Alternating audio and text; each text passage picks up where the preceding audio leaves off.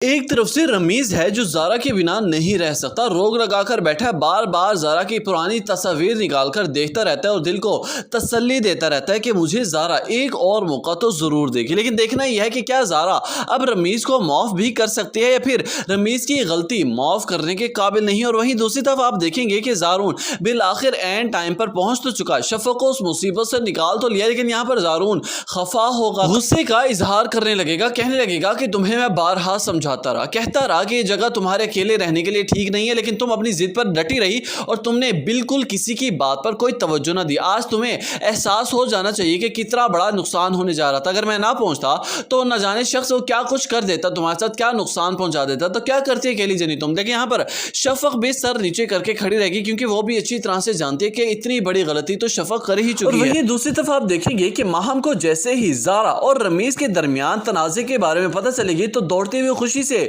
آ جائے گی، کہنے لگے گی کہ رمیز آج تو تم نے میرا دل ہی جیت لیا، مجھے اس بات کی امید نہیں تھی کہ میرا بھائی میرا بدلہ لے کر دکھائے گا، بلکہ آج تم نے پروف کر دیا کہ تم واقعی میرے بھائی اور مجھ سے کتنی محبت کرتے ہو۔ میں یہی چاہتی تھی نا، آخر کار ان لوگوں کو اب جا کر پتہ چلے گا کہ ایک بیٹی کا روگ کیا ہوتا ہے۔ جس طرح سے ان لوگوں نے میرے ساتھ ظلم کیا، زیادتی کی، ان سنگ دل لوگوں کا اب جا کر دل کانپے گا۔ یہاں پر رمیز ماہم کی ساری باتیں سن کر کچھ خاص خوش نہیں ہوتا، بلکہ ایک کڑوی نگاہ ماہم کی طرف دیکھنے لگتا ہے۔ ماہم کی والدہ بھی کہنے لگتے ہیں کہ ماہم بس کر دو، تمہیں اپنے بھائی کی خوشیوں سے زیادہ پرواہ اپنی خوشیوں کی ہے، تمہیں بھائی کے روگ کا، اس کی زندگی کا، اس کے کریئر کا کوئی فکر نہیں ہے، لیکن تمہیں فکر ہے تو صرف اپنے بدلے لینے کی۔ تو یہاں پر ماہم کہنے لگے گی کہ امی بس کر دیں، آج غصہ کرنے کا دن نہیں ہے، آج تو خوشی کا دن ہے، ہمیں خوشیاں منانی چاہیے، سیلیبریٹ کرنا چاہیے۔ اب دیکھنا کتنی خوبصورت اور پیاری سی لڑکی اپنے بھائی کے لیے ڈھونڈ کر آؤں گی، پھر دیکھنا کیسے ان لوگوں کے دل لرزتے ہیں۔ سو کیا خیال ہے کہ یہاں پر رمیز کو ایسے ہی خاموش بیٹھے رہنا چاہیے، پھر ماہم کو کھری کھری سنا دینی چاہیے نا؟ اپنی قیمتی رائے سے آگاہ کرنا مت بھولے گا نیچے کامنٹ سیکشن میں۔